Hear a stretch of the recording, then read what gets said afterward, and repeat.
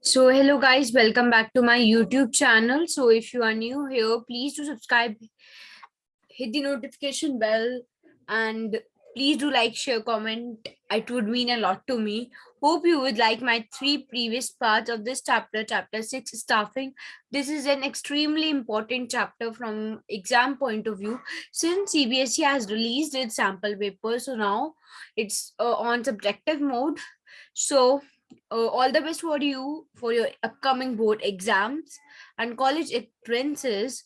So yes, let's get started. So today is the part 4 of staffing. We will very soon complete this chapter. Hopefully we will complete it very soon. So yes, keep working. So and in the last video we completed with the types of recruitment, internal recruitment and external recruitment, right? So today we will start with the second aspect of staffing. As you all would remember that in the previous video I told that there are three aspects of staffing. First was your recruitment, second is your selection, and the third and the last one is your training, right? So in the last video we completed with the recruitment. Today we will start and complete the concept of selection. Before moving ahead, let's understand this word. Actually, this word is not just given in under any topic, but this is asked generally he staffing based word है, तो ये बहुत बार CBSE में पूछा जा चुका है in a case based manner. So I thought why not to tell you because it would clear the concept. तो ले ऑफ का मतलब क्या है, इसका कुछ रिलेशन नहीं है सिलेक्शन के कंसेप्ट से, but just I want to introduce this topic, this word to you. So that's why I have added in this video, otherwise I would have forgotten and it would not be beneficial for any one of us, right? तो let's start. So lay off होता क्या है actually, जब मैंने ice cream लिख रखा है. So you might be wondering what is like connection between lay off and ice cream. Let's have a look in the example I have explained here, right? So ice cream is more required in summers and less required in winters. Guys, one more thing I want to tell you, that sorry for my bad handwriting. I can understand that you won't be able to understand my handwriting. So that's why I read what I have written. So just be patient with my handwriting. Otherwise, I would promise that you would understand what I actually mean to tell. What does this chapter actually mean to tell? I promise you. So I've written ice cream is more required in summers and less required in winter season. Obviously, we know that ice cream ki requirement is high in summer seasons as compared to winter seasons. So the company manager decides to lay off. I have used this word here. These seasonal workers, very important term here.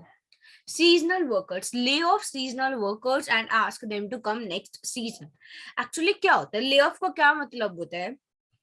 जैसे जो seasonal industries होती है, जो इधर मैंने लिखा हुआ है सीजनल इंडस्ट्रीज, देखो इंडस्ट्रीज नॉर्मल भी होती है जो नॉर्मल डेली लाइफ में काम आती है, दैट इज लाइक जो सीजनल नहीं होती. एक तो वो इंडस्ट्रीज होती है, एक इंडस्ट्रीज होती है जो सीजनल होती है. मतलब जैसा सीजन चेंज होता है उनकी सेल्स, उनके प्रॉफिट पे भी बहुत ज्यादा इफेक्ट होता है. देखो इफेक्ट तो सबके पे होता है, बट जो बहुत ज्यादा होता है मतलब उनका बिल्कुल बिजनेस या तो निल हो जाता है या बहुत ज्यादा राइज हो जाता है, उन इंडस्ट्रीज को हम सीजनल इंडस्ट्रीज बोलते हैं. उनमें से एक आइसक्रीम भी है. आइसक्रीम एग्जांपल मैंने इसलिए लिया because it would be very much like you, it is very much relatable to you, right? इधर वैसे वुलन इंडस्ट्रीज भी हो सकता है, राइट? अब आइसक्रीम में क्या, आइसक्रीम एक ऐसा फूड आइटम है जो जनरली लोग समर्स में प्रेफर करते हैं. आई वोंट से दैट कि people don't consume it in winter. People may consume it in winters. I my self consume it once in a month, but that's not the thing. In summers we used to consume it on a very regular basis, right? Almost in a week we have a habit to consume it 2 to 3 times. But when it comes on a monthly basis, हम सिर्फ और सिर्फ एक बार, मुश्किल से एक बार, बहुत बार तो we don't even have for one time, right? So here we can see the change of consumers taste preferences, right? जहां पर हम समर्स में बहुत ज्यादा प्रेफर कर रहे थे आइसक्रीम को, whereas in winters we are not preferring it. तो ये क्या है, उस इंडस्ट्री के लिए सीजन है, बिकॉज आइसक्रीम सब लोग समर में प्रेफर करते, तो उनके लिए सीजनल मंथ, सीजनल सीजन हो गया समर्स, तो इनका समर्स में बहुत ज्यादा सेल्स प्रॉफिट्स बहुत हाई होते हैं एज कम्पेयर टू विंटर्स। तो क्या होता है, जो अब ये पीरियड है विंटर्स का, ऑब्वियसली यार जितने वर्कर्स पहले वाडीलाल में या अमूल में, कोई सी भी mother dairy what ever the company is, पहले उन्हें समर सीजन में चाहिए, जितने वर्कर्स चाहिए था आइसक्रीम प्रोड्यूस करने के लिए, वही क्या सेम अमाउंट ऑफ वर्कर्स चाहिए होंगे विंटर में? नो, क्योंकि अगर क्वांटिटी ही कम हो जाएगी तो वर्कर्स, नंबर ऑफ वर्कर्स भी कम हो जाएंगे, राइट? तो क्या होगा, उस सीजन के लिए वो सीजनल वर्कर्स को, किनको, सीजनल वर्कर्स को ले ऑफ कर देते हैं, उन्हें छुट्टी, टेम्परेरी छुट्टी पे भेज देते हैं, एंड बोलते हैं कि आप नेक्स्ट सीजन आना। नेक्स्ट सीजन मतलब summers in case of ice cream, और in case of woollen industries वो winters, right? So I hope ये कंसेप्ट क्लियर है। And one more thing guys, you can comment down for any doubt, अगर आपको doubt हो रहा है कुछ भी, किसी भी टॉपिक में, किसी भी कंसेप्ट में, किसी भी वीडियो के नीचे, मेरी वीडियो के नीचे comments on it, you feel free to comment down. I would try my level best, मतलब मैं 101% रिप्लाई करूंगी, और आई ट्राई कि मैं समझा पाऊँ, चाहे मैं आपको आंसर टाइप करके दूँ, और आई अटैच अ पीडीएफ लिंक जहाँ से आप उसे रेफर कर सकते हो, या मैं अपने नोट्स ही प्रोवाइड कर दूँ, या कुछ भी। I try my level best कि आपका वो डाउट वहीं क्लैरिफाई हो जाए। एंड सो फील फ्री कि आप जो भी कमेंट है किसी भी वीडियो के नीचे, go down and comment what ever doubts you face. Okay, so yes, now come on to the second aspect. This is your second aspect of that staffing. Actually selection में हमने selection उसमें पढ़ा था, staffing process में, do you remember? कौन सा step था? ये थर्ड स्टेप था।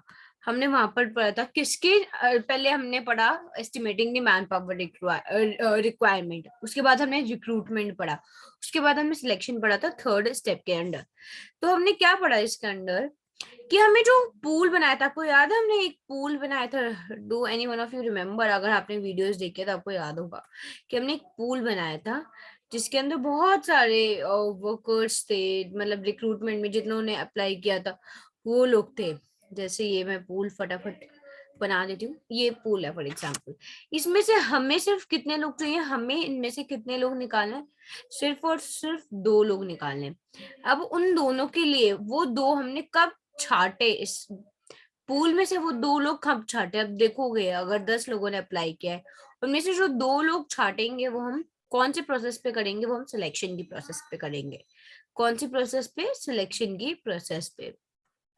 सो we choose out of the pool. हमने पूल कहाँ बनाया था? रिक्रूटमेंट के स्टेज बनाया था, यही बात मैंने इधर लिखी है, राइट? सो आई होप ये आपको क्लियर होगा।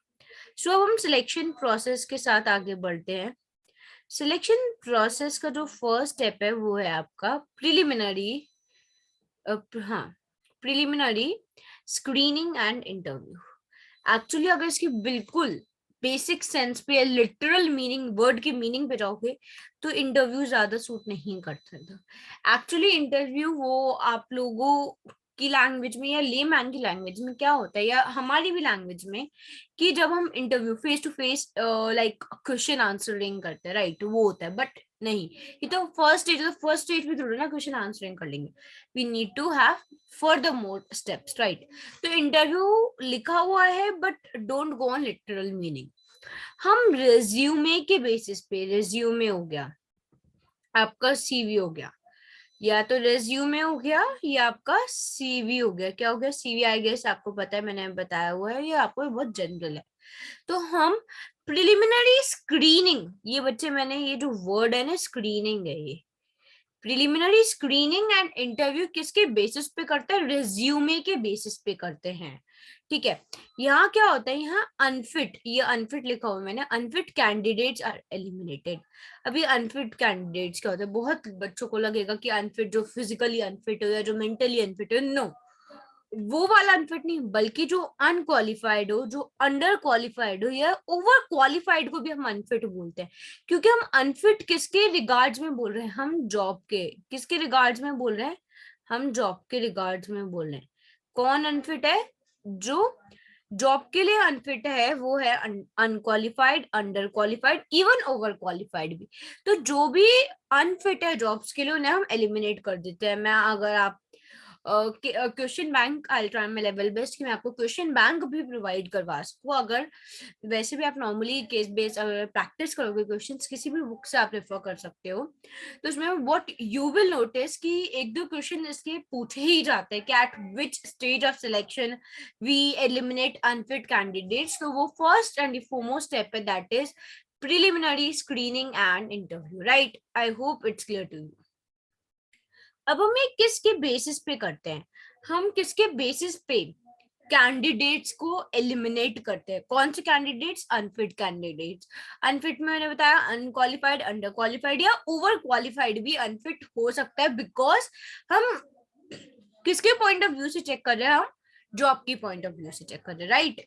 तो हम किसके बेसिस पे एलिमिनेट करते हैं? हम इंटरव्यू कुछ होता नहीं है, मैंने बताया आपको, there is no interview at this stage. तो जो इंफॉर्मेशन एप्लीकेशन में प्रोवाइडेड है, एप्लीकेशन क्या है इधर, व्हाट इज एप्लीकेशन? ये जो आपका इधर मैंने रिज्यूमे लिखा है ना, दिस रिज्यूमे ही आपका ये एप्लीकेशन है, यही आपका एप्लीकेशन है। और ये आप सीवी भी बोल सकते हो, क्या? सीवी। तो जो हम किसी भी कैंडिडेट को अनफिट कैसे बोल सकते हैं, हम अगर हम इंटरव्यू नहीं ले रहे तो हम कैसे बोल सकते हैं सामने वाला कैंडिडेट अनफिट? हम किसके बेसिस पे जज करते हैं? वो हम जज करते हैं जो भी इंफॉर्मेशन उस कैंडिडेट ने, उस पर्टिकुलरली कैंडिडेट ने जो भी इंफॉर्मेशन उसमें प्रोवाइड करी है एप्लीकेशन में। किसमें? एप्लीकेशन में। एप्लीकेशन मीन्स रिज्यूमे या फिर CV. I hope this step is very much clear to you guys. One more thing I want to tell you कि अगर आप यहाँ पर just give me a minute, okay, अगर आप जो मैं यहाँ पर पढ़ा रही हूँ वीडियोस में, if you watch my videos and after watching my videos what you do, you go and that refer to your NCERT or read those lines. It would be very very helpful for you, it would clear a lot of concepts. Okay, so let's come on to the next step. Next step is your employment testing. अब हमने जो pool बनाया था recruitment के stage पे, उससे हमने लोगों को तो सिलेक्ट कर लिया, अब हम एम्प्लॉयमेंट की टेस्टिंग करेंगे। देखो एक्चुअली अगर हमने 100 लोगों का पूल बनाया है, उसमें से अगर हमने 80 लोग सिलेक्ट करे हैं, उन 80 के 80 की वैकेंसी नहीं, हमारे पास है 10 की वैकेंसीज। तो बहुत सारे स्टेप्स होते हैं सिलेक्शन के भी ना, सिलेक्ट ऐसे एक ही स्टेप में सिलेक्ट ही नहीं कर लिए जाते फाइनल ग्रुप ऑफ पीपल, बहुत सारे स्टेप्स है। तो सेकेंड स्टेप है एम्प्लॉयमेंट टेस्टिंग, या फिर इसे हम सिलेक्शन टेस्ट भी बोल सकते हैं। गाइस यू कैन सी कि मैं दोनों जो भी ऑल्टरनेटिव वर्ड वो भी लिख रही हूँ, राइट, आपके हेल्प के लिए। तो इसमें जो भी टेस्ट होते हैं, कौन कौन से टेस्ट होते हैं, कौन कौन से टेस्ट इंक्लूडेड होते हैं इस स्टेज पे, हम एक बार वो देख लेते हैं। देखो पहला टेस्ट मैंने जो लिखा है वो लिखा है मैंने पर्सनालिटी टेस्ट। क्या लिखा है मैंने आपको? Personality test. ये तो बहुत बेसिक टेस्ट, और ये तो I guess in current time बहुत 90% of people focus on their personalities for just because of this test only, or you can say for their self satisfaction as well, but ठीक है वो that's a different point. So first test आता है personality test. Personality test में हम क्या क्या check करते हैं? Personality test में we check behavior. What we check? We check behavior. Sorry, पहला हम अपीयरेंस चेक करते हैं, second we check behaviour, third we check maturity. ये बच्चों मैंने मेच्योरिटी लिखे, just understand this word maturity. और हम नेचर, क्या ऐसा नेचर है या कैसा बिहेवियर है, बात एक है, हम ये चेक करते हैं। बाकी बहुत सारी चीजें चेक करते हैं, इसलिए मैंने एक्सेट्रा लिख दिया है। तो हम क्या चेक करते हैं इस स्टेज पे, इस टेस्ट के अंडर स्पेसिफिकली, ये बहुत बार टाइप्स ऑफ पूछा जाता है कि हमें बता दे कि केस बेस्ड में ही पूछे जाते हैं वाले टाइप ऑफ क्वेश्चंस कि हमने उसकी बिहेवियर को चेक किया, अपीयरेंस चेक किया, तो ये कौन से टेस्ट के अंडर है? तो आपको पर्सनालिटी टेस्ट याद रखना है, क्योंकि बहुत सारे और भी टेस्ट है। इसमें हम इमोशंस चेक करते हैं, हम रिएक्शंस चेक करते हैं, हम मेच्योरिटी चेक करते हैं, और हम बहुत सब चीजें चेक करते हैं। और ये पर्सनालिटी टेस्ट सबका नहीं हो सकता। फॉर एग्जाम्पल कोई भी एक let's take an example, employee है, वो आपका कुछ मैनेजमेंट हैंडलिंग के लिए वर्क कर रहा है, right? Management handling I mean work, paper work के लिए आपने अपॉइंट किया है। अगर उसका बिहेवियर या अगर उसकी अपीयरेंस अच्छी भी नहीं होगी, you can still appoint him. But अगर कोई एचआर डिपार्टमेंट में बैठा है, अगर उसकी अपीयरेंस, मेच्योरिटी या बिहेवियर अच्छा नहीं होगा, कैन यू अपॉइंट हिम और हर? No, you can't.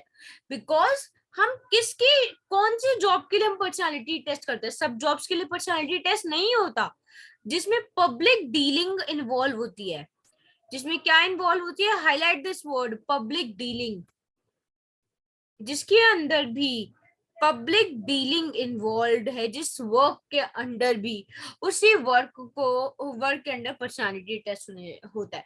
अब जो भी मैं टेस्ट आगे बताऊंगी, जैसे ट्रेड टेस्ट हो गया या पर्सनालिटी टेस्ट ही ले लो, या मेनी मोर टेस्ट, या इंटेलिजेंस टेस्ट, आईक्यू टेस्ट, ये सब सारे टेस्ट ये नहीं कि हर जॉब के लोग, it depends upon the nature of job, right? कि पर्सनालिटी टेस्ट उस जॉब में होगा जहां पर पब्लिक डीलिंग होगी, या जहां पर वी डील विद पब्लिक। ये वाला बॉक्स देखो, मैंने इधर भी वाली बात हाईलाइट कर रखी है, because this is very important, deal with public, right? अब आपने कभी अगर आईएएस आईपीएस के इंटरव्यूज डैम श्योर देखे होंगे, उसमें वो लोग इंटरव्यू लेते हैं, राइट?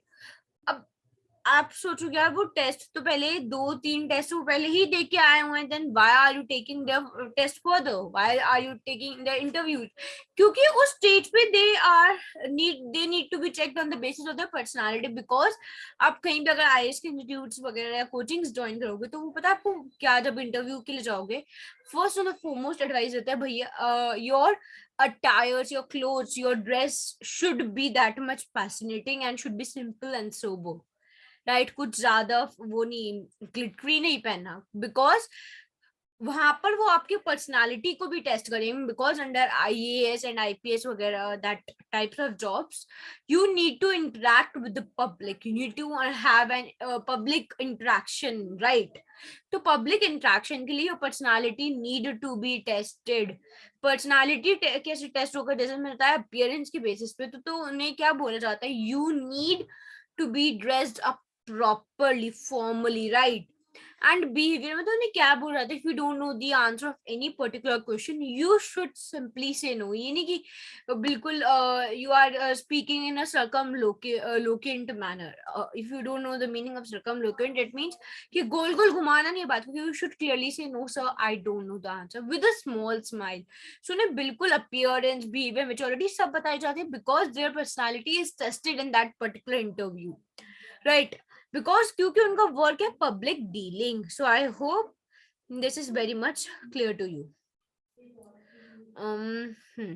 अब नेक्स्ट पे आ जाते हैं।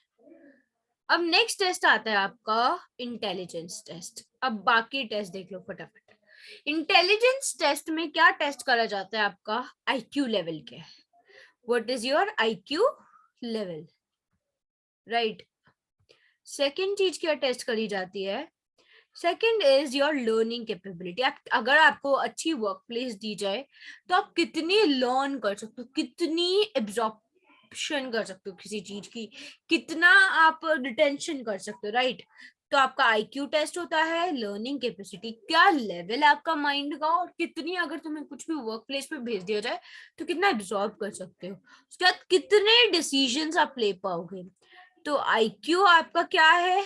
आप कितना लर्न कर सकते हो, आप कैसे डिसीजन ले सकते हो, ये तीनों किस टेस्ट के अंदर हम चेक करते हैं? That is your intelligence test. Second आता है, वो थर्ड आता है आपका trade test. Trade test, trade test के अंदर क्या होता है? हम जज करते हैं एग्जिस्टिंग नॉलेज, सिर्फ और सिर्फ हम आपके आईक्यू को जज कर रहे हैं इधर, सिर्फ और सिर्फ आईक्यू जज। देखो, IQ appropriate most apt word तो इस टेस्ट के लिए होगा, बट आप ये बोल सकते हो जो भी आपकी knowledge at that point of time, हम वो चेक करते हैं किसके बेसिस पे? ट्रेड टेस्ट के बेसिस पे। तो हमने 3 टेस्ट पढ़ ली, personality test, intelligence test, third is your trait test.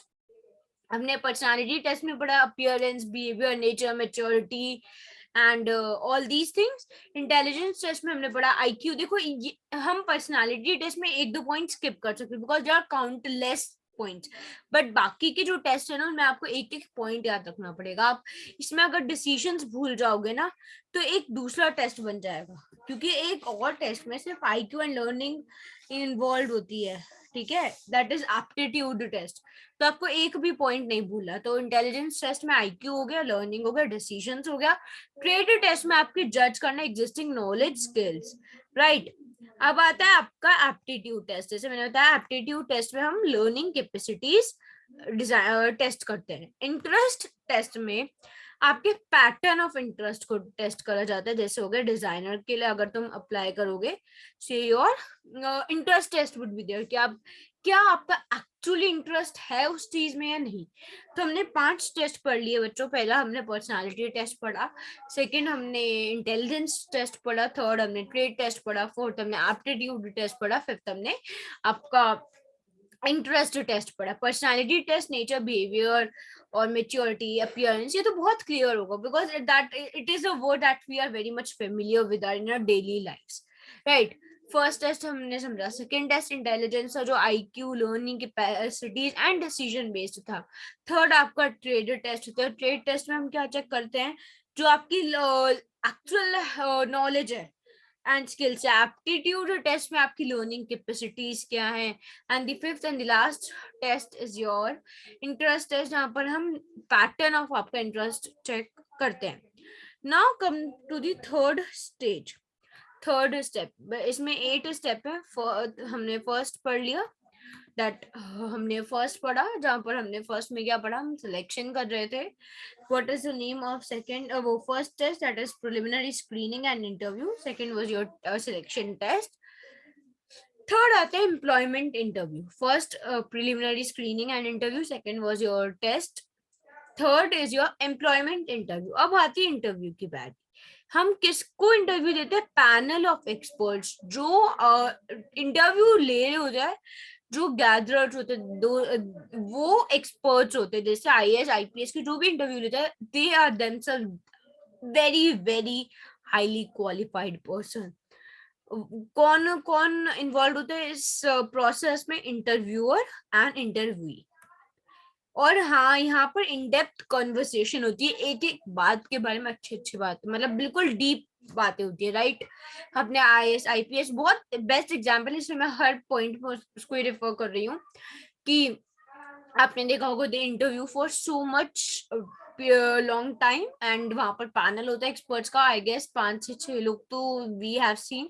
वैसे आई एम नॉट श्योर कितने लोग होते हैं, but we they interview, right. तो बस थर्ड स्टेप यही था, बहुत छोटे छोटे पॉइंट्स. तो आई गेस ये आपको क्लियर होगा. फोर्थ आता है रेफरेंस एंड बैकग्राउंड चेक.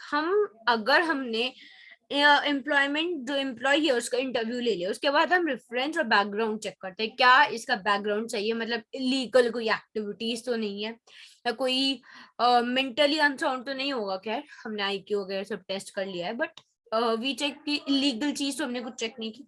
तो ये कैसे चेक करते हैं हम, एडिशनल इंफॉर्मेशन के बेसिस पे. कैसे, एडिशनल इंफॉर्मेशन के बेसिस पे. फिफ्थ स्टेप आता है आपका सिलेक्शन डिसीजन. अब हम सिलेक्ट करते हैं, अब हमारी फाइनल चॉइस की बारी आती है. किसकी, फाइनल चॉइस की. ये कौन लेता है, ये आपके HR मैनेजर्स लेते हैं. ठीक है, हम सिलेक्शन डिसीजन में फाइनल चॉइस करते हैं. ये कौन करता है, HR manager. So I hope fifth point भी क्लियर हो. बहुत छोटे छोटे पॉइंट है, that's why I am a little bit fast. Then आता है आपका मेडिकल एग्जाम. अब आपको सिलेक्ट भी कर लिया, आपको इंटरव्यू भी ले लिया, आपका बैकग्राउंड भी चेक कर लिया, आपके टेस्ट भी हो गए, आपका सब चीज हो गई. अब लास्ट स्टेज आती है, ऑलमोस्ट लास्ट स्टेज, मतलब आप इसके बाद आपका फाइनल सिलेक्शन हो जाता है. That's your medical examination. Medical examination, क्या आप फिट हो जॉब के लिए. अगर आप बीमारी पड़े रहोगे, कैन यू थिंक कि आप जॉब के टास्क या ड्यूटीज को परफॉर्म कर पाओगे. No. For example, if I am unwell for day or two, so do you think I can make YouTube videos, I can help you guys, I can teach? No, I can't, because मैं unwell हूँ उस time पे. So medical examination आपकी physical fitness को check करता है, mental fitness भी, social fitness भी. Always remember, medical examination don't only mean physical fitness, right. अब सेवेंथ आता है और जॉब ऑफर. इस सिचुएशन पे जो ऑर्गेनाइजेशन है वो अब आपने तो चेक कर लिया, अब आपको ये भी तो बताना चाहिए जो आपका दैट एम्प्लॉय जो कैंडिडेट है वो इंटरेस्टेड है या नहीं. तो आप वो कैसे चेक करते हो? जॉब ऑफर में उसमें आप डिटेल्स देते हो, आप टर्म्स एंड कंडीशंस एक्सप्लेन करते हो, अब बताते हो कि अगर आप इंटरेस्टेड हो तो उस कैंडिडेट की डेट ऑफ ज्वाइनिंग क्या होगी, डेजिग्नेशन बता दो किस जॉब के लिए ही और शी हैज बीन अपॉइंटेड, और डॉक्यूमेंट्स बता दो क्या क्या डॉक्यूमेंट्स और रिक्वायर्ड होंगे. अब अगर वो एम्प्लॉय कौन उसे सिलेक्ट कर लेते जॉब ऑफर को, फिर एक कॉन्ट्रैक्ट ऑफ एम्प्लॉयमेंट आता है. ठीक है, तो इफ एम्प्लॉय, ये मैंने ना एम्प्लॉय लिखा है, E double E is employee. If employee agrees the above offer then it become contact, sorry contract of employment. तो इस स्टेप पे और बहुत सब चीजें देखो, ये तो हमने जो ऊपर ये सब पढ़ाया था ना, ये पढ़ा था सब, ये तो बहुत मोटी मोटी बात है, मतलब बहुत मेजर हेड्स हैं. अब उसके बाद बहुत बेसिक एंड बहुत इंट्रिकेट डिटेल्स भी देनी होती है, जैसे लीव रूल्स क्या है, कि आप वीकली कितनी ऑफ ले सकते हो, मंथली ऑफ कितनी ले सकते हो, अगर इसे एक्सीड कर जाओगे तो कंपनसेशन या क्या क्या आपको फाइन पे करना पड़ेगा, क्या कंपनसेशन का मोड रहेगा, क्या प्रमोशन का है, क्या टर्मिनेशन है, कहाँ नोटिस बोर्ड है, नोटिस पे आपका क्या वो होता है, मतलब नोटिस कैसे पब्लिश किए जाते हैं, every each and every intricate detail will be given under in a contract of employment, whereas in a job offer basic and broad details would be given. अब मुझे पता है इन दो स्टेप्स में बच्चे कंफ्यूज होते हैं, इसलिए मैं आपको और अच्छे से एक्सप्लेन कर दिया है. तो हमने पढ़ा, पहला था हमारा preliminary screening and interview, second था सिलेक्शन टेस्ट वगैरह, थर्ड था आपका एम्प्लॉयमेंट का interview. Let just give me a minute. Employment interview, fourth was your reference and background check, fifth was your selection decision, sixth was medical exam, seventh a job offer, and eighth was contract of employment. I know it becomes difficult for any of us to remember, so as you know, I help you guys by making some acronyms. So for this too I have made some acronyms. So for selection process, it's Pierce Mac. Pierce Mac. P refers to here first P. देखो मैं ना अब आपको और अच्छे से explain कर देती हूँ. Here first P refers to preliminary screening and interview. E refers to test, that is your employment testing. ठीक है. Again E refers to employment interview. Then R refers to reference and background check. S refers to selection decision, M refers to medical exam, A refers to a job offer, C refers to contract of employment. I know guys, it's difficult for you to remember the heads. That's why I made this acronym कि आपको बहुत help हो. सो I hope ये आपको help करे. अब आप सोचोगे मैंने इधर पिटाई लिखा हुआ है, आपको ये पिटाई दिख रहा होगा मेरा, मैंने क्यों पिटाई लिखा है. मैं आपसे बहुत ऐसे वर्ड्स यूज करती हूँ जो आप इजिली रिमेम्बर कर सको. तो आप देखोगे जो आपका सेकंड स्टेज है, सॉरी मैंने इधर पीछे मार्क कर रखे हैं गलती से, ये ई से मार्क्ड है. जो आपका ये टेस्ट का है, that is employment test, right, employment testing. उसमें पिटाई क्यों लिख रखा है, मैंने आपको 5 टेस्ट बताए थे, राइट.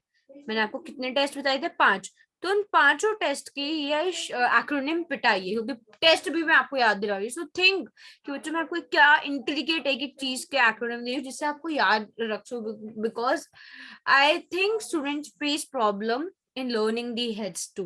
तो मैंने उसके लिए कुछ इनिशिएटिव लिया, hope you would like this. बिना ये एक्रोनिम्स बहुत ज्यादा हेल्पफुल रहते हैं. तो P stands for here, first P stands for personality test. I stands for here. Sorry. I stands for what? Intelligence test. T refers to trade test. A refers to aptitude test.